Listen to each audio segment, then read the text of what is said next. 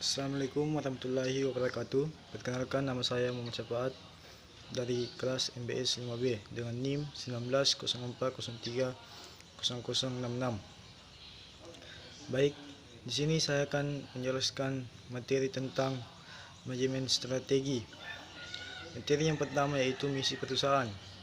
Misi perusahaan adalah pernyataan yang berorientasi pada tindakan menyatakan tujuan layanan suatu perusahaan kepada audiens yang biasanya mencakup fungsi, tujuan, dan deskripsi umum perusahaan.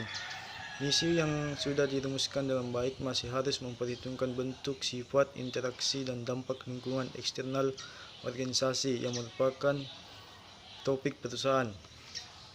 Materi yang kedua yaitu tanggung jawab sosial dan etika bisnis. Tanggung jawab sosial merupakan suatu elemen penting dalam keberlanjutan usaha dalam suatu industri yang mencakup aspek ekonomi, lingkungan, dan sosial budaya.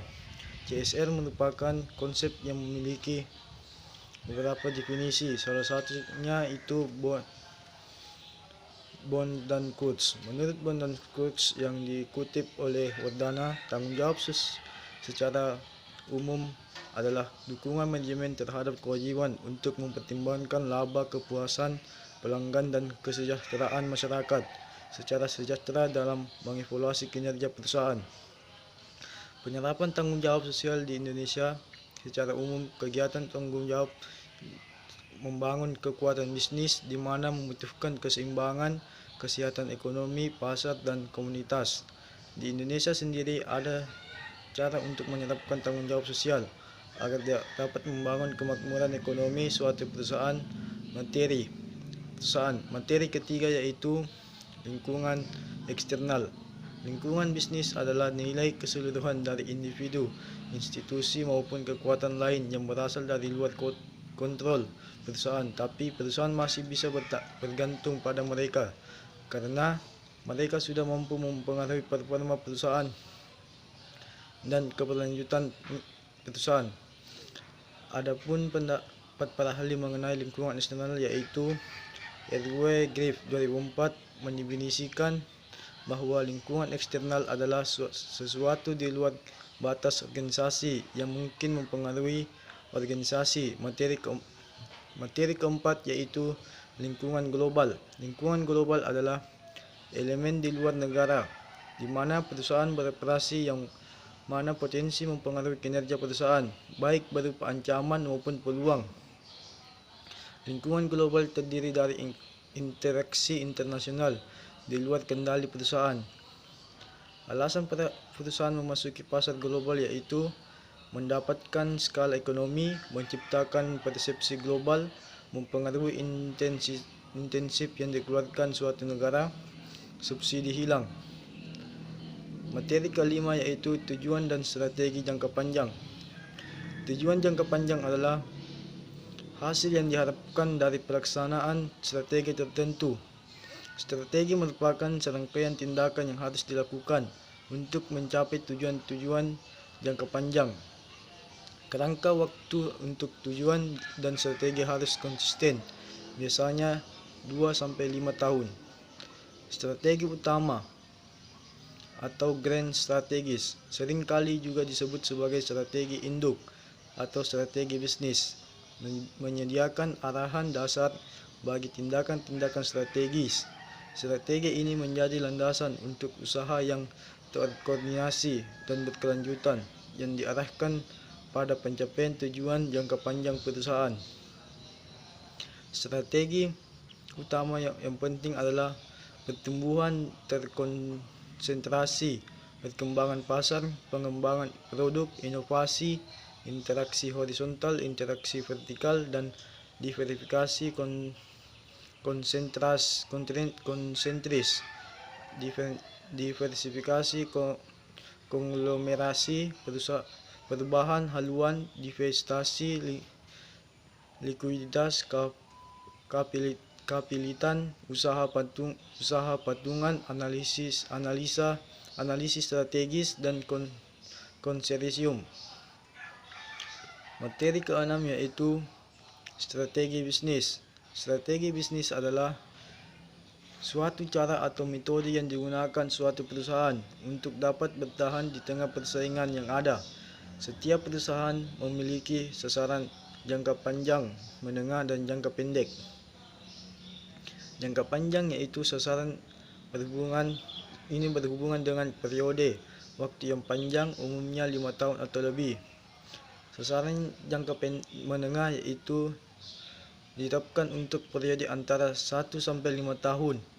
Perusahaan biasanya memiliki sasaran jangka menengah di beberapa bidang. Sasaran jangka pendek ditetapkan untuk sekitar 1 tahun dan dikembangkan pada beberapa bidang yang berbeda, meningkatkan penjualan 2% per tahun ini, memotong biaya sampai 1% pada kuartal berikutnya, dan mengurangi tingkat keluar masuk karyawan sampai 4% selama 6 bulan berikutnya. Semuanya adalah sasaran jangka pendek. Adapun bisnis internasional adalah bisnis yang kegiatan-kegiatannya melewati batas-batas negara. Definisi ini bukan hanya perdagangan internasional dan pemanufakturan di luar negeri, tapi juga industri jasa yang berkembang di bidang-bidang seperti transportasi, pariwisata, perbankan, periklanan, konstruksi, dan perdagangan eceran, perdagangan besar, dan komunikasi massa. Strategi bisnis secara umum dapat kita telaah melalui marketing mix. Konsep marketing mix merupakan salah satu konsep dalam pemasaran modern pada saat sekarang ini, di mana konsep tersebut adalah salah satu kegiatan pemasaran yang sangat menentukan keberhasilan perusahaan dalam mengejar maksimum profit. Dalam hal ini, perusahaan swasta memberikan pengertian marketing mix adalah 4 variabel atau kegiatan yang merupakan inti dari sistem pemasaran perusahaan, yang yaitu produk, struktur, harga, kegiatan promosi, dan sistem distribusi. Materi ketujuh yaitu pengendalian strategi. Pengendalian adalah proses dalam menetapkan ukuran kinerja dan pengambilan tindakan yang dapat mendukung pencapaian hasil yang diharapkan sesuai dengan kinerja yang telah ditetapkan tersebut. Pengendalian adalah proses untuk memastikan bahwa segala aktivitas yang terlaksana sesuai dengan apa yang telah direncanakan. Adapun alasan melakukan pengendalian dalam suatu organisasi atau perusahaan adalah kemungkinan adanya pelanggaran dalam pelaksanaan perencanaan, kemungkinan terjadinya kesalahpahaman pihak perencana dan pelaksana, kemungkinan kurangnya penjabaran pekerjaan, kemungkinan bawahan kurang menguasai pekerjaan. Ada beberapa panduan yang bisa diikuti untuk mengembangkan pengendalian dalam sebuah organisasi. Panduan tersebut diantaranya pengendalian sebaiknya melibatkan sedikit informasi yang diperlukan untuk memberikan gambaran yang dipercaya. Pengendalian sebaiknya mengawasi hanya aktivitas dan hasil yang berarti. Pengendalian sebaiknya tepat pada waktunya. Pengendalian sebaiknya dapat digunakan dalam jangka waktu lama dan jangka pendek. Sebaiknya menunjukkan sesuatu dengan tepat dan tanpa terkecuali. Pengendalian sebaiknya menggunakan penghargaan daripada hukuman. Materi ke-8 yaitu inovasi dan kewirausahaan. Mereka baru atau inovasi.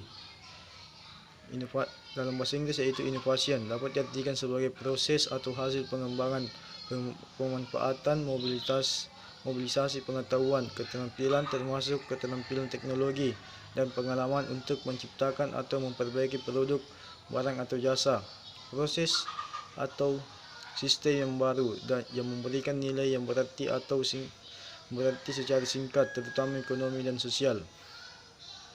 Adapun menurut Kuniyoshi Urabe, inovasi merupakan setiap kegiatan yang tidak bisa dihasilkan dengan satu kali pikul, melainkan suatu proses yang panjang dan kumulatif, meliputi banyak proses pengambilan keputusan mulai dari penemuan gagasan hingga ke implementasinya di pasar.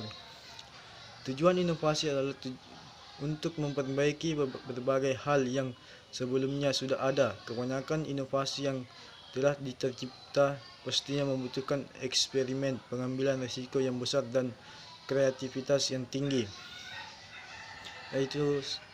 Itulah materi yang dapat saya jelaskan. Kurang lebihnya mohon dimaafkan. Wabillahi taufiq wal hidayah. Wassalamualaikum warahmatullahi wabarakatuh.